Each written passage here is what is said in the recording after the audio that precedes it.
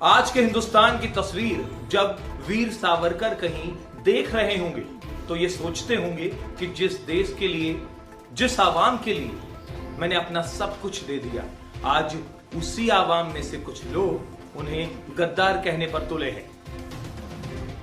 उन्हें इस बात से और भी ज्यादा दुख होता होगा कि हिंदुस्तान विरोधी विचारधारा रखने वाले जिन्ना को आज उन्हीं की आवाम में से कुछ लोग पूजते हैं, जिन्ना के विचारधारा को समर्थन देते हैं, वहीं सावरकर को और उनके नाम को कालिक पोतते हैं।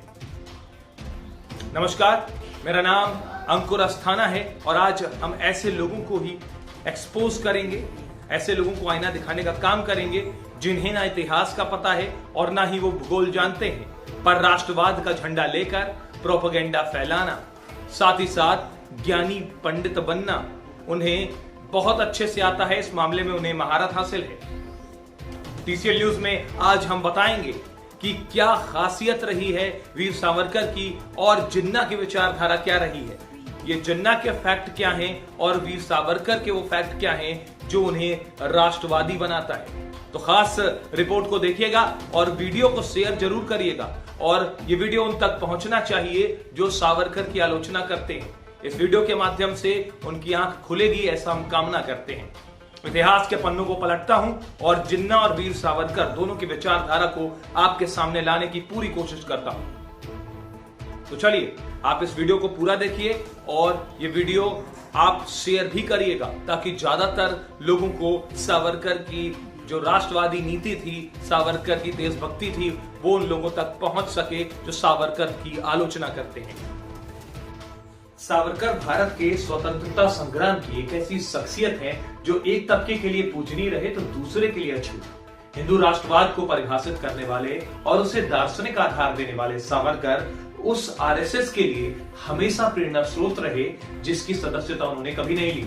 सावरकर पर रह रहकर विवाद होते रहते हैं। कभी संसद में उनका तैलचित्र लगाने पर सावरकर के विरोधियों ने आपत्ति जताई, तो कभी अंडमान निकोबार द्वीप समूह के राजधानी में स्थित हवाई अड्डे को सावरकर का नाम देने पर हल्ला काटा गया, या फिर जेएनयू के शरारती तत्वों द्वारा सावरकर के बोर्ड पर कालिक पोती गई हो।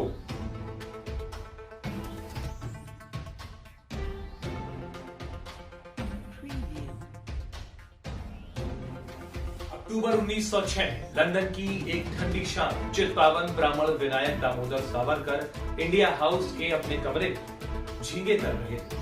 सावरकर ने उस दिन एक गुजराती वैश्य को अपने यहाँ खाने पर बुला रखा था, जो दक्षिण अफ्रीका में रह रहे भारतीयों के साथ हो रहे अन्याय के प्रति दुनिया का ध्यान आकृष्ट कराने लंदन आए हुए थे। उनका नाम था मोहनदास करमचंद गांधी। गांधी सावरकर से कह रहे थे कि अंग्रेजों के खिलाफ उनकी रणनीति जरूरत से ज्यादा आक्रामक। सावरकर ने उन्हें बीच में टोकते हुए कहा था, चलिए पहले खाना खाइए। इस बात से यह सिद्ध हो जाता है कि सावरकर और गांधी की विचारधारा में कितना बड़ा अंतर था।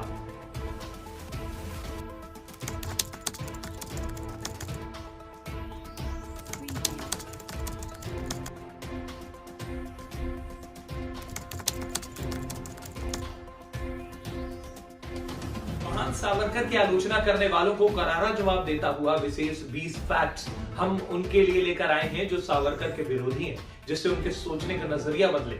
हमारे देश में एक विशेष जमात ये राग अलाप रही है कि जिन्ना अंग्रेजों से लड़े थे इसलिए महान थे, जबकि वीर सावरकर गद्दार थे क्योंकि उन्होंने अंग्रेजों से माफी मांगी थी। वैसे इन लोगों को ये नहीं मालूम कि जिन्ना इस्लाम की मान्यताओं के विरुद्ध वो सारे कर्म करते थे, जैसे सुअर का मांस खाना, शराब पीना, सिगार का सेवन आदि।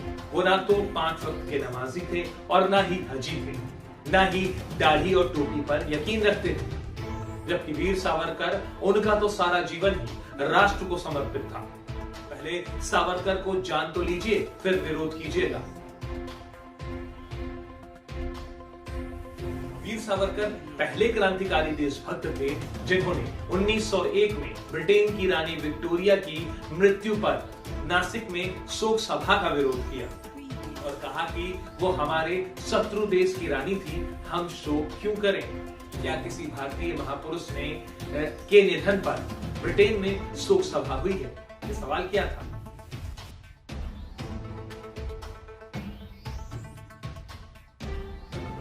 वीर सावरकर पहले देशभक्त थे जिन्होंने एडवर्ड सप्तम के राज्याभिषेक समारोह का उत्सव मनाने वालों को त्र्यंबकेश्वर में बड़े बड़े पोस्टर लगाकर कहा था कि गुलामी का उत्सव मत मनाओ। विदेशी वस्त्रों की पहली होली पूना में 7 अक्टूबर 1905 को वीर सावरकर ने चलाई थी। वीर सावरकर पहले ऐसे क्रांतिकारी थे जिन्होंने विदेशी वस्त्रों का दहन किया। तब बाल गंगाधर तिलक ने अपने पत्र केसरी में उनको शिवाजी के समान बताकर उनकी प्रशंसा की थी, जबकि इस घटना की दक्षिण अफ्रीका के अपने पत्र इंडियन ओपिनियन में गांधी ने निंदा की थी।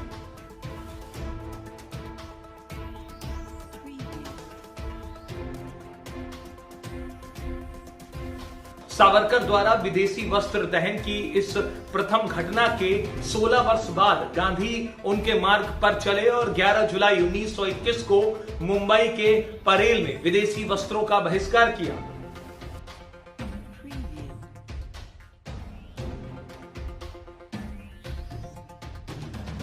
सावरकर पहले भारतीय थे जिनको 1905 में विदेशी वस्त्र दहन के कारण पुणे के फर्ग्यूसन कॉलेज से निकाल दिया गया था और 10 रुपए का जुर्माना लगाया गया था। इसके विरोध में हड़ताल हुई। स्वयं तिलक जी ने केसरी पत्र में सावरकर के पक्ष में संपादकीय भी लिखी थी।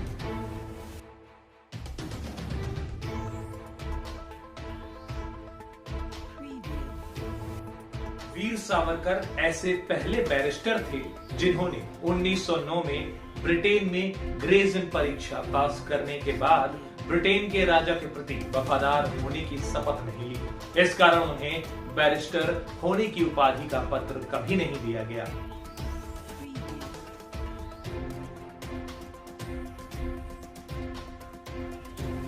वीर सावरकर पहले ऐसे लेखक थे जिन्होंने अंग्रेजों द्वारा गदर कहे जाने वाले संघर्ष को 1857 का स्वातंत्र्य समर नामक ग्रंथ लिखकर सिद्ध कर दिया कि वो अंग्रेजों की नीतियों के विरुद्ध देश की सच्ची राष्ट्रभक्ति निभा रहे हैं।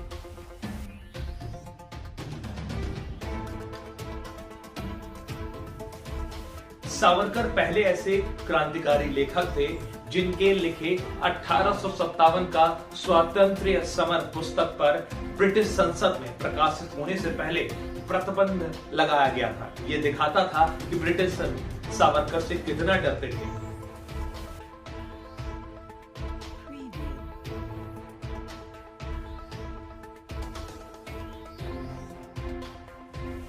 $1857 का स्वातंत्र्य समर विदेशों में छापा गया और भारत में भगत सिंह ने इसे छपवाया था, जिसकी एक एक प्रति उस समय 300 रुपए में बिकी थी। भारतीय क्रांतिकारियों के लिए ये एक पवित्र गीता थी। पुलिस छापों में देशभक्तों के घरों में यही पुस्तक मिलती थी जो क्रांतिकारी का एक अलग उबाल पैदा करती थी।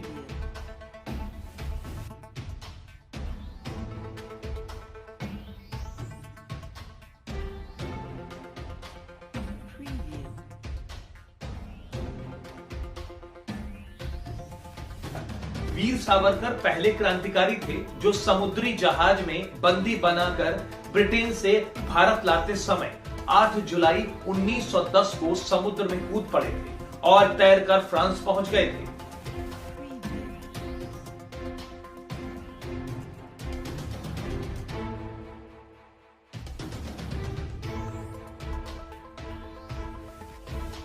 सावरकर पहले क्रांतिकारी थे जिनका मुकदमा अंतर्राष्ट्रीय न्यायालय हेग में चला, मगर ब्रिटेन और फ्रांस की मिलीभगत के कारण उन्हें न्याय नहीं मिला और बंदी बनाकर भारत लाया गया।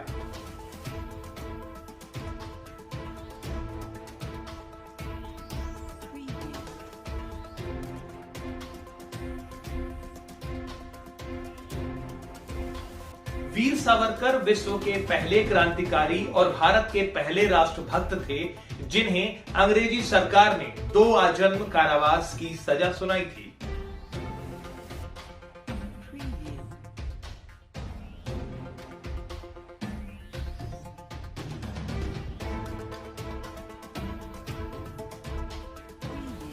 सावरकर पहले से देशभक्त थे जो 2 जंग कारावास की सजा सुनते ही हंसकर बोले, चलो ईसाई सत्ता में ने हिंदू धर्म के पुनर्जन्म सिद्धांत को मान लिया।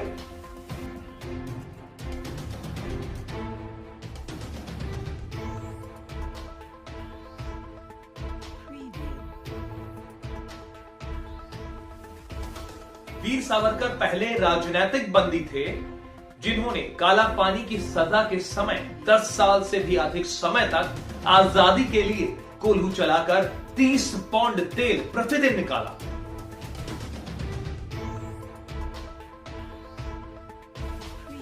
वीर सावरकर काला पानी में पहले ऐसे कैदी थे जिन्होंने काल कोठरी की दीवारों पर कंकड़ और कोयले से कविताएं लिखी और 6000 पंक्तियां याद रखी।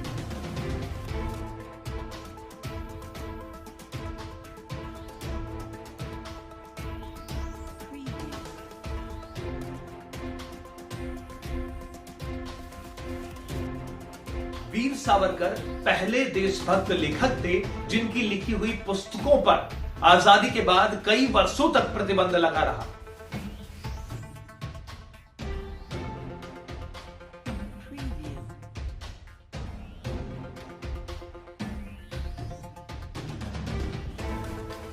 आधुनिक इतिहास के वीर सावरकर पहले विद्वान लेखक थे जिन्होंने हिंदू को परिभाषित करते हुए लिखा कि आसिंधु सिंधु पर्यंतः यस्य भारत भूमिकः पितृभू पुण्यभू चैस्व स वै हिंदुरीति स्मृतः। अर्थात समुद्र से हिमालय तक भारत भूमि जिसकी पितृभू है, जिसके पूर्वज यहीं पैदा हुए हैं, वह यही पुण्य भू है जिसके तीर्थ भारत भूमि में ही है, वही हिंदू है। ये बात सावरकर ने कही।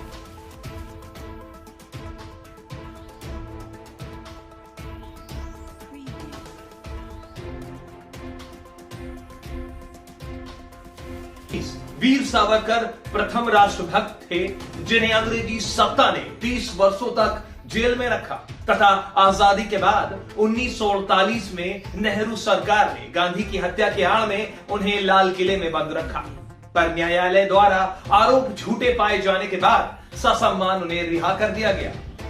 इससे बात सामने आती है कि देश विदेशी दोनों सरकारों को उनकी राष्ट्रवादी विचारधाराओं से इतना डर लगता था कि वो सावरकर को जेल में ही रखते थे।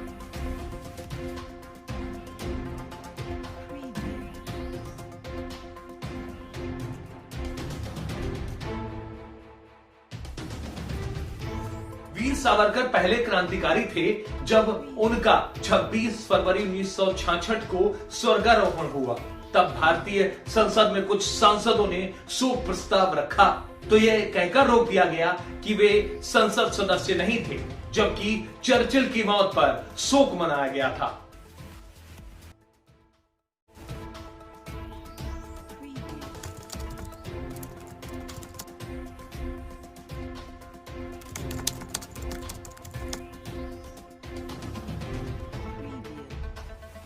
मजहब के नाम पर एक अलग देश की मांग करने वाले जिन्ना तो सुअर का मांस भी खाते थे और शराब का इस्तेमाल भी जमकर करते थे। यही नहीं, जिन्ना तो नमाज पढ़ना तक नहीं जानते थे। जिन्ना अक्सर इस्लाम का मजाक भी बनाते थे। ऐसा करते हुए उन्हें देखा गया है।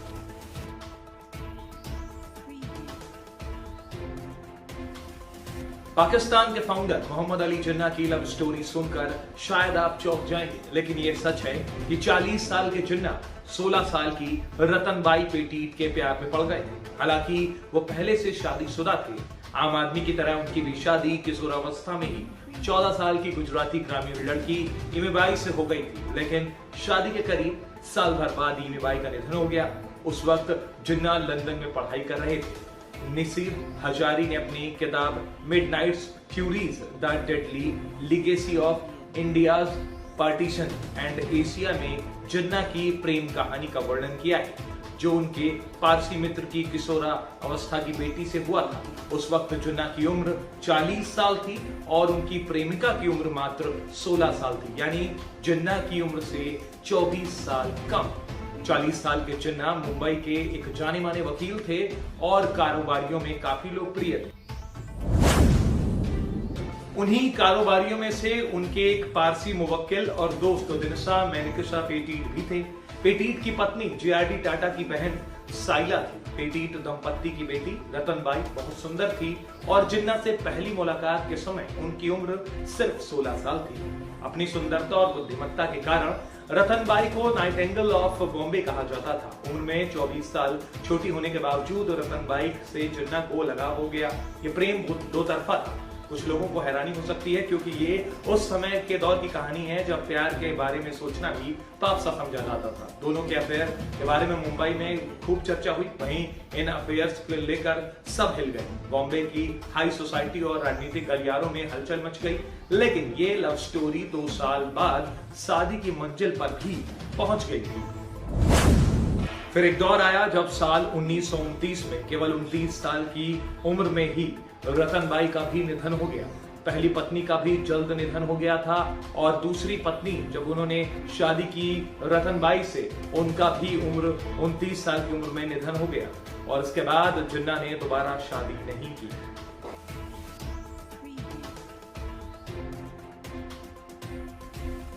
मोहम्मद अली जिन्ना को खाने में पोर्क यानी सुअर का मांस और सिगार का भी खूब शौक था। इसका जिक्र एक समय जिन्ना के सहायक रहे मोहम्मद करीम छागला, जो कि बाद में भारत के विदेश मंत्री भी बने, ने अपनी आत्मकथा रोजेज इन दिसंबर में करते हुए बताया कि किस तरह मुंबई के एक मशहूर रेस्तरां में जिन्ना ने कॉफी के साथ सुअर के सॉसेज ऑर्डर किए थे। कुछ पुस्तकों में तो जिक्र मिलता है कि जिन्ना रोजाना नाश्ते में पोर्क को खाना पसंद करते थे। अपने राजनीतिक जीवन की शुरुआत में जिन्ना जहां एक उदारवादी के रूप में जाने जाते थे, वहीं समय के साथ वो एक बड़े कट्टरपंथी बनकर उभरे। मोहम्मद अली जिन्ना का पूरा जीवन ऐसे ही तमाम विरोधाभासों से घिरा रहा। उनके मजहब इस्लाम का उनके जीवन पर जरा भी असर नहीं था। फिर भी जिन्ना की मौत के समय उनके मजहब और आस्था विवाद का विषय बनने से अछूते नहीं रहे। ये विवाद उनके अंतिम संस्कार के तरीकों के चयन को लेकर था कि ये सिया समुदाय के अनुसार किया जाना चाहिए या फिर सुन्नी। विवाद में की स्थिति में जिन्ना की अत्योष्ठी में आखिरकार सिया और सुन्नी दोनों ही तरीकों को अपनाया गया। जिन्ना एक ऐसा व्यक्ति था जो शराब पीता था, सुअर का मांस खाता था, उर्दू नहीं बोलता था और नमाज तक पढ़ना नहीं जानता था। बावजूद इन तमाम मजहबी विरोधाभासों के उन्हें समुदाय ने विशेष प्रेम किया। ये चौंकाने वाली बात जरूर है। हालांकि जिन्ना ने मजहब के नाम पर ही एक अलग राष्ट्र की वकालत कर उसे साकार रूप दिया। ये शायद एक मजहब की नजरों में जिन्ना के तमाम गैर मजहबी कारनामों पर पर्दा डालने के लिए काफी हो सकता है।